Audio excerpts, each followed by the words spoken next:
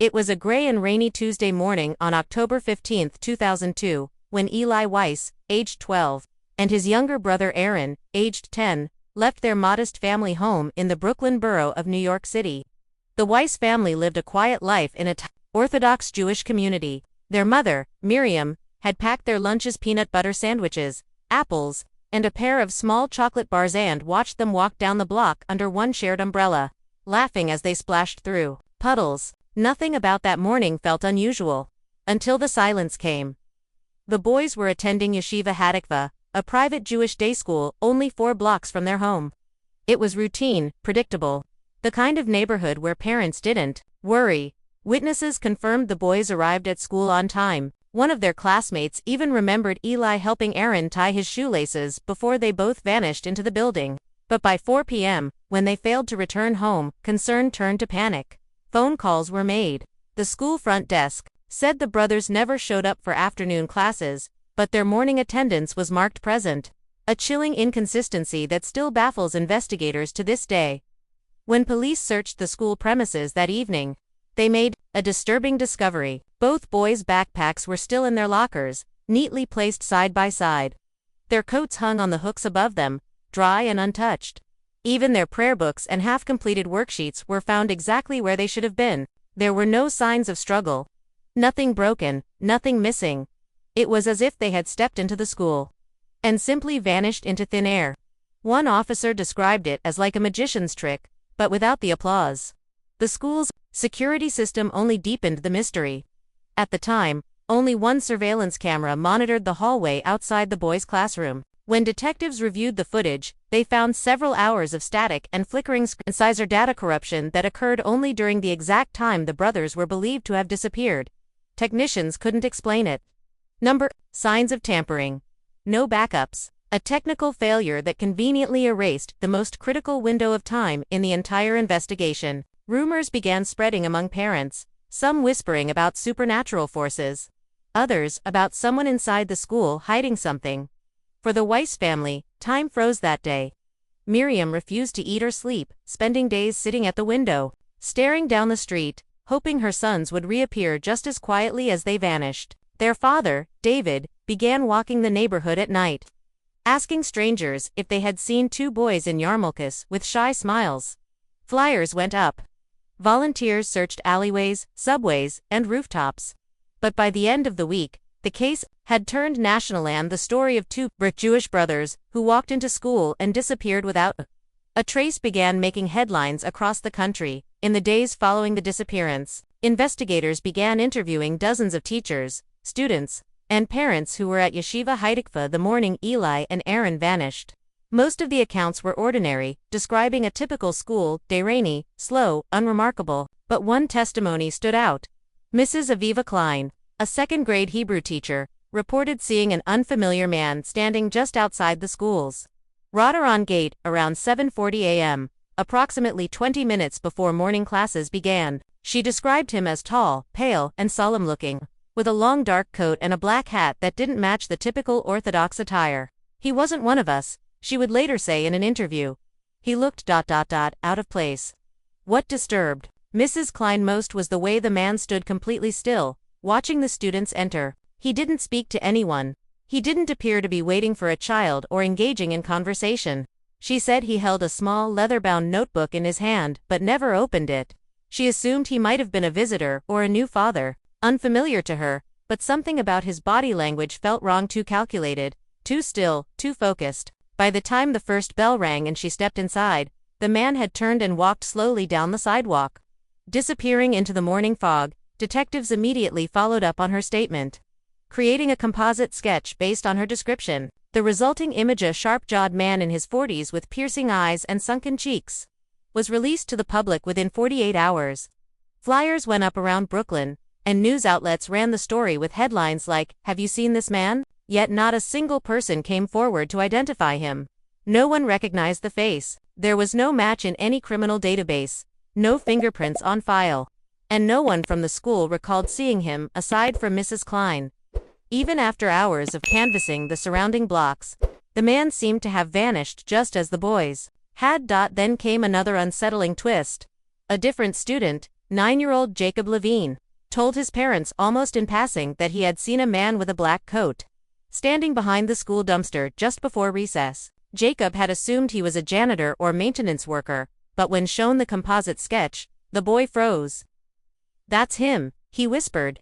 Investigators now believed the stranger had been seen on school grounds at 2 different times before school started, and again mid-morning, but no camera footage existed to prove it. The corrupted surveillance recording from earlier suddenly took on a far more sinister meaning. Theories spread like wildfire. Some believed the man was part of an underground group targeting Jewish families. Others thought he might have been a disgraced former teacher with a vendetta, or even someone who had been watching the boys for weeks waiting for the right moment.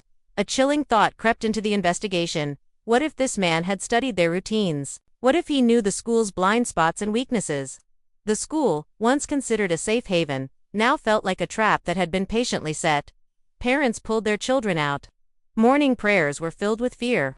But as weeks turned into months, the man in the long coat remained a ghost in a case already full of shadows. As the weeks turned into months, the case of the Weiss brothers began to slip out of the headlines. With no new leads, no suspects, and no physical evidence beyond their school belongings, public interest gradually waned, but not within the Orthodox Jewish community.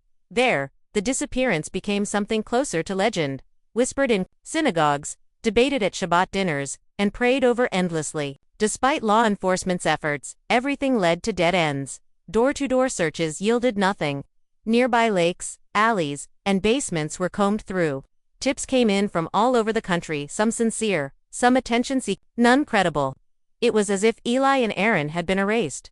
Inside the Weiss home, time had frozen. Their bedroom was left untouched: 2 beds, 2 sets of folded clothes, 2 empty seats at the dinner table. Miriam Weiss would still leave the hallway light on each night, just in case they found their way back. David Weiss became increasingly reclusive, obsessed with finding patterns in the timeline. He created detailed maps, made charts, marked calendars. At one point, he even tried contacting a private investigator who specialized in paranormal abductions. The idea was ludicrous to most, but for a father with no answers, it wasn't any stranger than the silence they were living through. Then, 5 years after the disappearance, something happened that reignited the case and terrified the family all over again. In July of 2007, a postcard arrived at the Weiss residence. It was plain, yellowed, and postmarked from Krakow, Poland.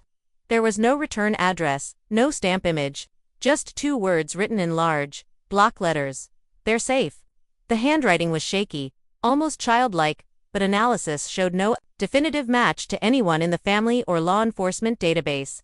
It couldn't be verified whether Eli or Aaron had written it. Investigators scrambled to track the postmark, but the Krakow post office had no record of it in their system. The ink was real, the paper was real, but the mailing process appeared tampered or falsified. The message offered no relief, only more questions. Who sent it? Why now? And most chilling of all, what did safe mean in this context? As word of the postcard spread, so did rumors. Some believed the brothers had been smuggled out of the country, sold into a shadowy network, or taken by a religious cult. Others insisted it was a hoax, meant to keep the family emotionally tethered. But darker whispers circulated too about a local group that once operated beneath the city in the 1980s, using tunnels abandoned during World War II. According to legend, children had gone missing before, and were never found. But every time investigators tried to verify these claims, they hit walls of silence, sealed records, or abruptly closed leads. It was as if someone or something was making sure the truth stayed buried. Nearly 10 years had passed since the Weiss brothers vanished, and the town had all but resigned to treating their case as a tragic cold file. Their faces, once taped to lampposts and grocery store windows, had faded. New families moved in, new children filled the halls of Yeshiva Haidaka, and the pain, while never fully gone, had settled into a quiet ache. But in the early spring of 2012, an unexpected environmental event cracked the case open once more. An unusually severe drought hit the region, dropping water levels across several connected reservoirs. One of them was Blackwater Lake, a deep and murky body of water about 6 miles north of the school. It was isolated, hard to access, and avoided by locals who believed it was cursed. The lake had always been considered irrelevant in the original investigation. It was too far, unconnected to the school or the Weiss family, and held no prior significance. but as the drought worsened, its shoreline began to change. Mud banks dried up, revealing warped tree stumps, sunken tires, and eventually, something else. One afternoon, a hiker reported seeing what looked like a piece of rusted metal jutting out of the cracked lake bed. At first it was dismissed as old scrap or discarded machinery. But when the local sheriff's office sent a team to investigate, they unearthed a twisted, half-submerged children's bicycle, with the chain still intact and the handlebars bent. As if from an impact, the bicycle wasn't the only thing they found. Just a few feet beyond it, buried beneath layers of sediment and decaying lake matter, divers uncovered a fabric-wrapped object weighed down by stones. Carefully unrolling it, they revealed what appeared to be a school uniform shirt still faintly white with pale blue stripes, remarkably preserved despite the years. Tucked within the folds of the shirt was something even more disturbing. A small prayer book, or cider, water-stained but clearly identifiable. The front page bore a name, written in pencil, Eli Weiss, Class 6B. That moment, for everyone involved, changed the course of the case forever. Forensics confirmed the items were authentic and had been underwater for close to a decade. But the real mystery was how they got there and why. The lake wasn't fed by any stream near the school, and no path led directly from Yeshiva Haidakva to Blackwater Lake.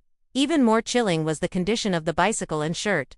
No signs of algae, minimal rust, and in an arrangement that seemed intentional, almost staged. Authorities considered whether the items had been recently placed there to mislead the investigation. But there were no fresh tracks on the muddy banks, no tire marks, and no evidence of recent human activity. It was as if the lake had chosen that moment to give up a secret it had held in silence for years. As news spread of the discovery, media outlets descended on the town once again. The Weiss family, long silent, held a private vigil by the lake, but made no public statements. Theories exploded across forums and true crime blogs. Had the brothers been drowned? Was someone trying to send a message? Or had they somehow escaped, leaving behind planted clues to mislead their captor? The bicycle, the shirt, the prayer book. Why only these items? Why now, and why here? Blackwater Lake had gone from an afterthought to the heart of a mystery no one could explain. And just below the surface, investigators felt there was still more waiting to be uncovered.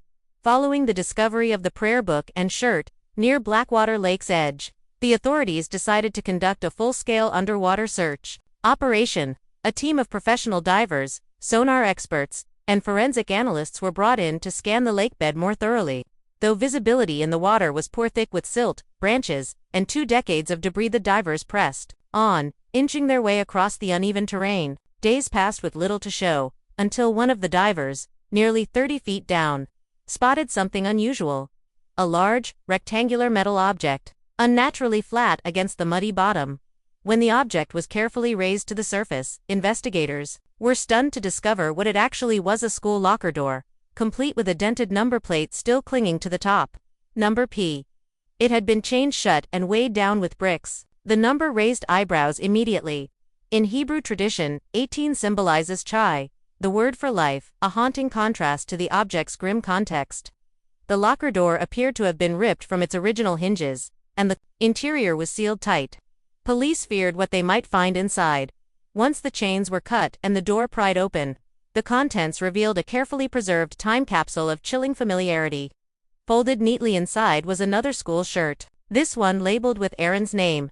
A smaller prayer book rested beside it, identical to the one found near the bicycle. Tucked in the corner was a plastic sandwich bag, crinkled and worn, containing a handwritten note, now too water-damaged to fully read. Forensics managed to decipher only 3 legible words.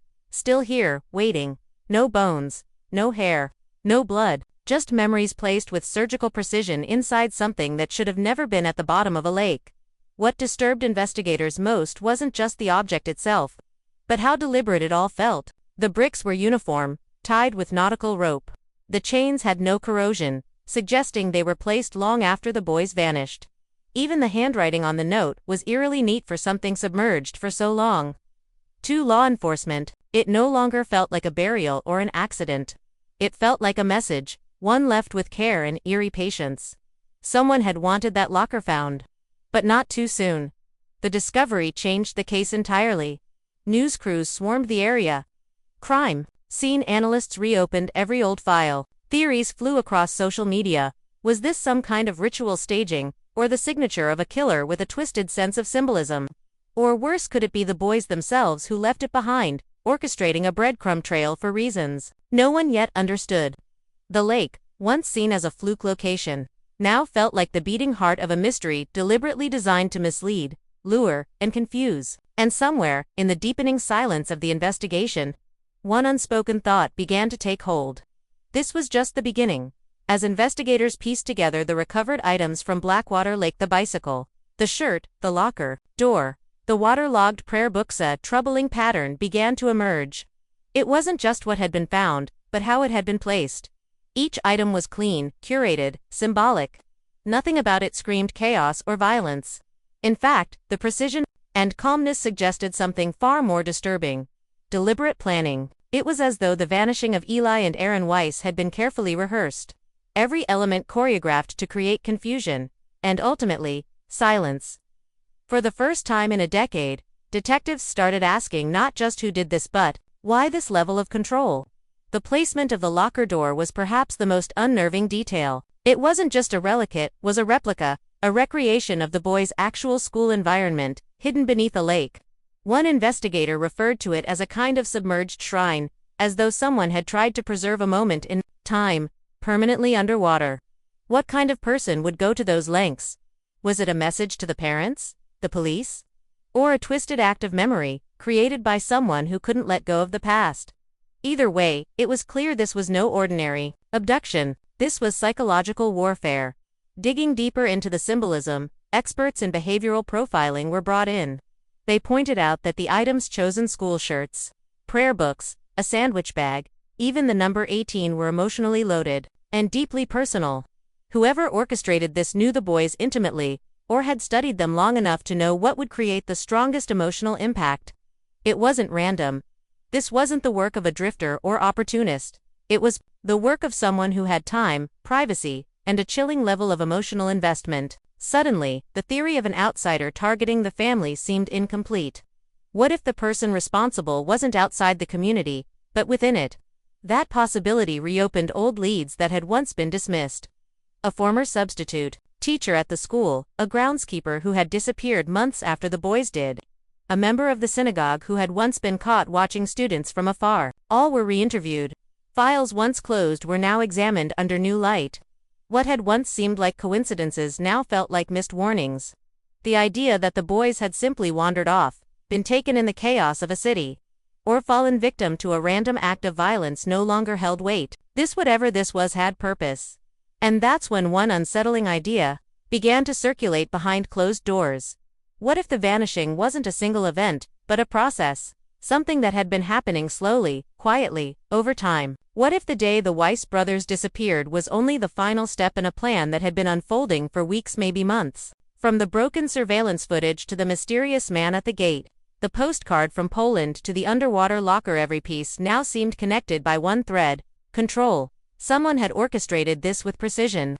And whoever they were, they had succeeded in keeping the world guessing for over a decade. In early 2023, over 2 decades after Eli and Aaron Weiss vanished, the case took an eerie and unexpected turn. A woman named Naomi Greenbaum, 61, came forward with a startling claim during a routine therapy session at a psychiatric care facility outside Albany. She told her therapist that her late father, Morris Greenbaum, who had passed away in 2021, once kept 2 boys that weren't his at a remote cabin in the woods of upstate New York. At first, the claim was dismissed as delusion. Naomi had a long history of mental instability, but the therapist reported the statement anyway, triggering a quiet but urgent investigation. What investigators uncovered was chilling. Maurice Greenbaum was a war veteran and former carpenter who had lived alone in a self-built cabin deep within the Adirondacks. Known for his reclusive lifestyle, he had never married, rarely appeared in town, and left behind no known next of kin besides Naomi. The cabin had burned to the ground in 2019. The fire ruled accidental at the time. However, a new forensic team re-examined satellite footage and photographs from the aftermath and discovered something previously overlooked: 2 distinct sets of small, barefoot footprints, leading away from the smoldering wreckage and into the dense forest. No bodies had ever been recovered from the fire. The footprint sizes matched those of children. or young teens, but this didn't align with the timeline. If Eli and Aaron had disappeared in 2002 and survived until 2019, they would have been in their late 20s at the time of the fire. So, who left those footprints? Could the boys have been held in isolation for years, stunted physically and emotionally? Or more disturbingly, had someone else taken their place? The evidence didn't clarify. It only twisted the mystery further. Adding to the suspicion, a hidden root cellar was found beneath the ruins of the cabin. It was empty, but scratch marks were found on the inside of the door, and faded Hebrew writing was etched into the wooden walls. Then came the moment that sent shockwaves through the entire case. In September 2023, a security camera at a small Jewish bookstore in Toronto captured footage of two young men entering the shop late in the evening. Both wore yarmulkes, spoke in fluent Yiddish, and seemed disoriented, as if unfamiliar with modern city life. One of them lingered at the counter, flipping through a book of traditional Hebrew prayers. The other scanned the store nervously and glanced directly into the camera. He had the same wide-set eyes and jawline as Eli Weiss. When the store owner was later shown the missing persons flyers from 2002, he whispered, "It was them. I swear to you, it was them." Authorities rushed to retrieve the security footage, but by the time they arrived, the original recording had been mysteriously erased. Only a single frame remained, a blurry still image of two men in profile, standing side by side. Forensic facial recognition was inconclusive, and despite canvassing the surrounding area, the two men were never seen again. No fingerprints, no purchases, no trail. It was as if they had emerged from the shadows of a vanished childhood, just to disappear all over again. And with that haunting final clue, the case once again slid into silence, leaving behind only one terrifying question. If the Weiss brothers are alive, why won't they come home? To this day, no one knows for certain what happened to Eli and Aaron Weiss. Were they taken and raised in secrecy? Did they escape something darker than we can imagine? Or are they still out there watching, hiding, waiting? The lake gave up its secrets, but only a few. The rest remained buried in silence, like whispers lost in the fog.